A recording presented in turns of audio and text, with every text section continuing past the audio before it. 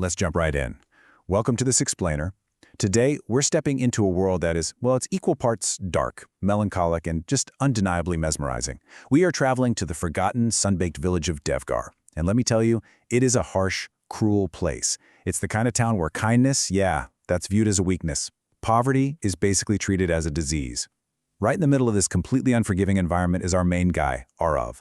He's a woodcutter who sleeps hungry, wears torn clothes, and just gets constantly mocked by his neighbors. But as we're going to see, Aarav's story isn't just another tale of suffering. No, it is a wild, supernatural journey about what happens when absolute, world-bending power collides with an absolutely unbreakable human spirit. You know, people always say that money changes a man. But in Devgar, something far more terrifying and beautiful occurred. Sometimes it's destiny itself that does the changing. And as this quote perfectly captures, destiny comes wearing silver anklets in the middle of a storm. It means destiny doesn't always arrive with some loud, dramatic announcement. Sometimes it sneaks in as a haunting sensory cue. Just imagine the soft, chilling sound of silver anklets ringing out in the pitch black of a raging storm. Think about that sensory shift for a second. The oppressive heat of a dusty village suddenly giving way to freezing winds and the echo of supernatural chimes. It gives you chills just thinking about it. To really grasp the weight of this story, we have to look at this stark contrast. On one side, we have Aarav's brutal reality. He lives in this broken mud house that literally leaks during the monsoon. He starves constantly, and the villagers cruelly label him the Beggar King. It's rough. Now, look over at Devgar's golden rule. This is a society that respects exactly two things: money and fear. If you don't have either of those, you're treated as less than human. Yet, and this is absolutely crucial, despite being pushed to the very bottom of this social hierarchy, Aarav refuses to lose his dignity. He doesn't fight back with anger when he's pushed. Why? Because he knows that poor people simply cannot afford the luxury of pride. He just endures. But here's the thing about endurance. It catches the eye of the unseen. So one evening, after being harassed in the market again, Aarav is called over by an old sadhu sitting under a banyan tree. And this encounter, it is seriously eerie. The sadhu isn't looking at Aarav with pity, not at all. He's watching him with this intense curiosity. He tells Aarav that fate has been watching him. Then, suddenly the temperature just plummets. A freezing wind completely stops the rustling of the leaves.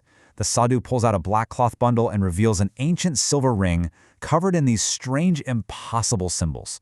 When Aarav looks at it, he literally feels an invisible presence staring directly into his soul.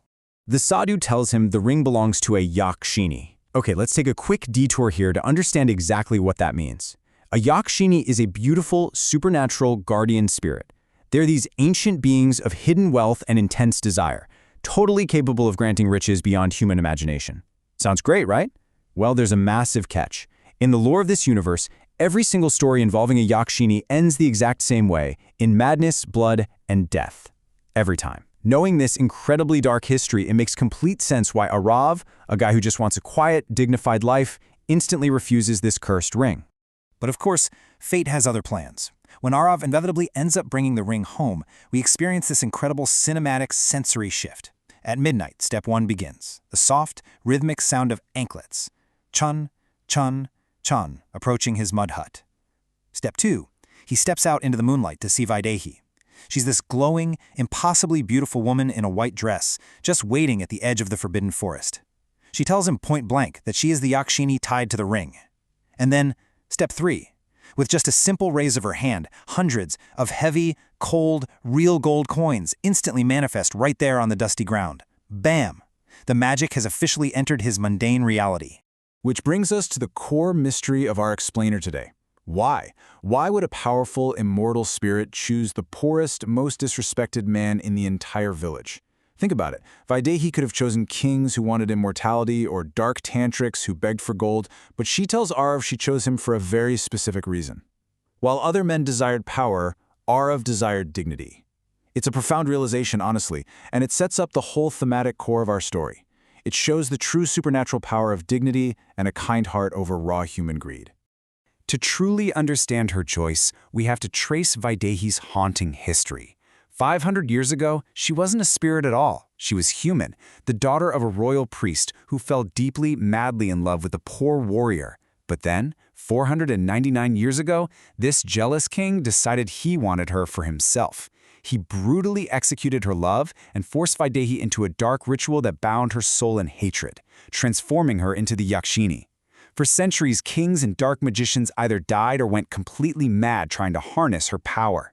Fast forward to just 1 week ago, she saw Aarav, suffering but still protecting his sick mother, still refusing cruelty. She chose him because he carried the exact same resilient, kind heart of the man she lost half a millennium ago. Once Aarav accepts her, his life fundamentally transforms. It's like night and day. We see his past, a poor woodcutter with a rusted axe, giving way to this crazy new reality. Guided by Vaidehi to ancient, forgotten treasures beneath the forest, Aarav becomes the wealthiest trader in Devgard. And guess what? The same villagers who used to spit on him now bow to him. But here's the kicker. The wealth doesn't rot his soul. Instead of hoarding it like everyone else in town, Aarav secretly uses the Yakshini's gold to build wells, feed poor families, and fund schools. He proves that true power didn't corrupt him. It actually just allowed his inherent goodness to flourish. Meeting every night in an abandoned, ruined temple near the Black River, their bond deepens. It evolves from this magical pact into a genuine, albeit forbidden, romance. Aarav looks at her not as a monster, but as a woman. But, this quiet peace is incredibly fragile. When Aarav asks if Yakshinis can truly love, Vaidehi responds with this melancholic warning, "Love is the only reason spirits suffer." Wow. It's a tragic acknowledgement that their connection, as beautiful as it is basically acting as a giant beacon in the spiritual realm, drawing out an impending doom. And that doom arrives in the form of Rudranath. Miles away in a cremation ground, this feared black tantric, a man literally covered in the ash of the dead, senses their bond. A Yakshini bound through love rather than forced rituals is unimaginably powerful. We're talking about controlling fortune itself. Rudranath becomes totally obsessed with enslaving Vaidehi. But he needs to find her first. And this is where human betrayal enters our story. Rudranath bribes Mahesh Seth. Remember him? He was the previously wealthiest trader in Devgar, and his jealousy of Aarav's sudden rise drove him to spy on the forest. So just like that, human greed invites dark magic right to Aarav's doorstep. Which brings us to our next section, The Night of Blood.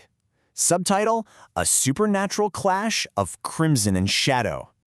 The peaceful, moonlit forest is suddenly choked with black smoke and dark rituals. The villagers literally lock their doors in absolute terror as Rudranath and his disciples march into the abandoned temple. They're carrying flaming skull lamps that cast these horrific dancing shadows across the ancient stone.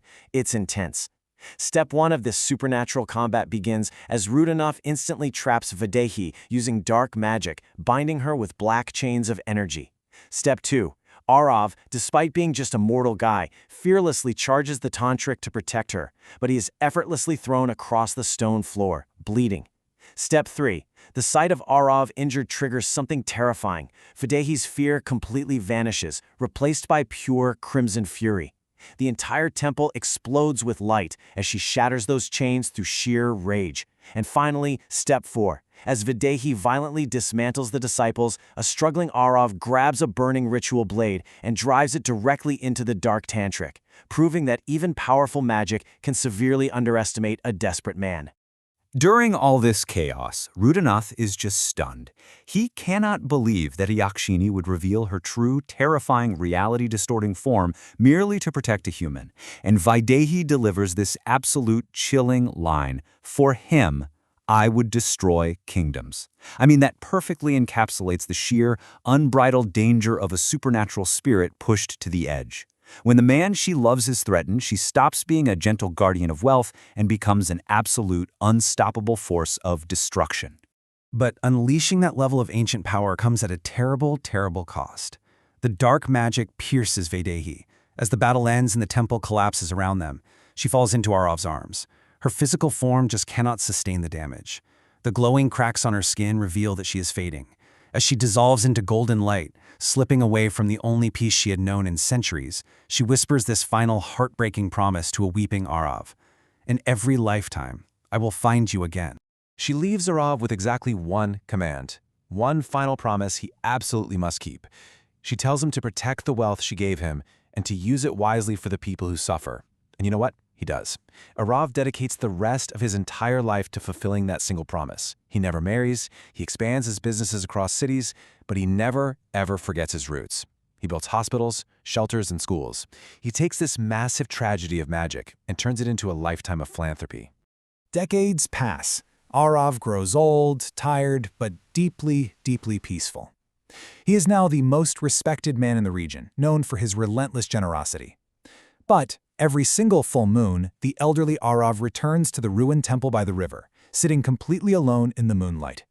And then, one night, the wind shifts. He hears it, the familiar, impossible sound returning to his life. Chan, Chan, Chan. A woman in white stands beneath the trees. Vaidehi kept her promise. After all the wealth, all the years, and all the crushing loneliness, they are finally reunited. It's a deeply haunting, romantic conclusion to a brilliantly dark mythology. We see that love ultimately outlasted greed, magic, and even time itself. As we wrap up this explainer today, I want to leave you looking at this final question. If destiny offered you absolute power in the darkest of forests, what price would you be willing to pay? Would you hold on to your dignity like Aarav, or would the shadows consume you? Think about that the next time you find yourself walking near the trees and happen to hear the faint sound of silver anklets in the wind.